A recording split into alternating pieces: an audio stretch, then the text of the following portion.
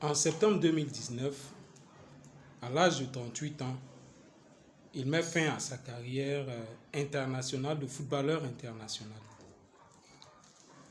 Avec une fortune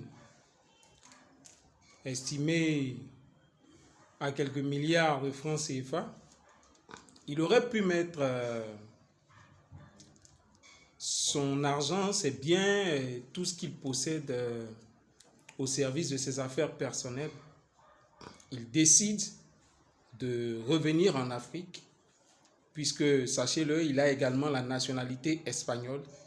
Il décide de revenir en Afrique pour apporter sa pierre à l'édifice pour la construction du continent. Durant toute sa carrière, il n'a pas manqué de faire un clin d'œil à l'Afrique. L'Afrique lui a tout donné. L'Afrique a été son fer de lance. C'est de l'Afrique qu'il tire son inspiration, sa force, son mental. Il a toujours été du côté de l'équipe nationale. Il s'est toujours porté volontaire pour porter haut le drapeau de son pays. Il a toujours été un patriote engagé à la cause de son pays, à la cause de son continent, le continent qui coule dans son sang, le continent qu'il porte partout, qu'il chante partout, sur toutes les frontières, sur tous les grands plateaux européens où il a été reçu. Il n'a fait qu'encenser l'Afrique et il a toujours été fier de dire qu'il est noir, qu'il a la couleur de peau noire et il a toujours chanté les éloges de ce continent. Il aurait pu rester en Europe et multiplier, on va dire, son argent, faire encore plus de revenus, générer des bénéfices conséquents, mais il a décidé de venir apporter sa pierre à l'édifice de l'Afrique. Ce n'était pas facile, mais il est venu. Lui, c'est Samuel Eto'o. Samuel Eto'o, fils, le digne fils de l'Afrique. Et en ce moment, il est le président de la Fédération camerounaise de football.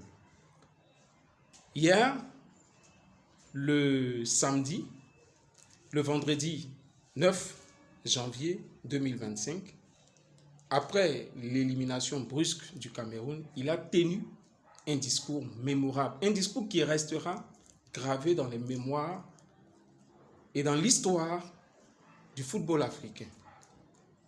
Nous avons vu cette équipe jeune du Cameroun remaniée de la défense jusqu'à l'attaque, bien sûr avec quelques anciens, Nuntolo, le capitaine Courage. Cette équipe a surpris plus d'un analyste.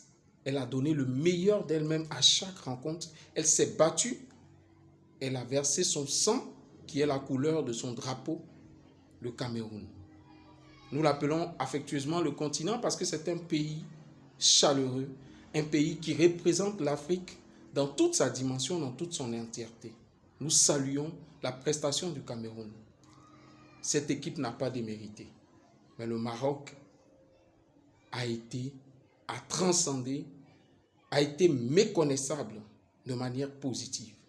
Ils ont monté leur volume de jeu, ils ont donné le meilleur d'eux-mêmes et ils étaient poussés par un public monstre, un public qui était déterminé à pousser ces joueurs jusqu'à la victoire finale.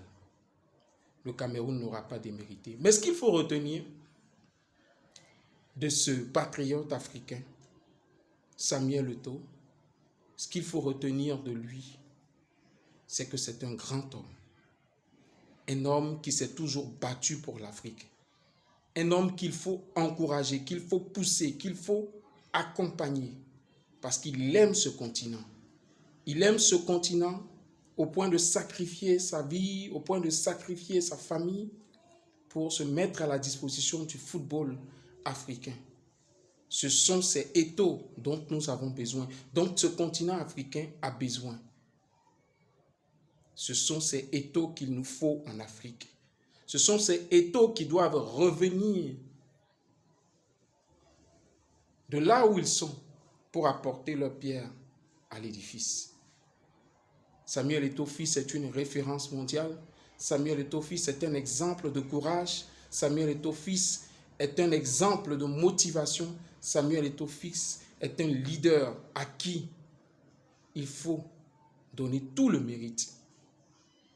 Merci à l'équipe du Cameroun de nous avoir fait rêver. Et à la CAN prochaine, nous espérons que cette équipe qui va gagner en maturité va faire de belles choses pour le bonheur de tous les amoureux du football. Merci. Merci Samuel Eto'o. Merci de continuer à porter l'Afrique comme vous le faites.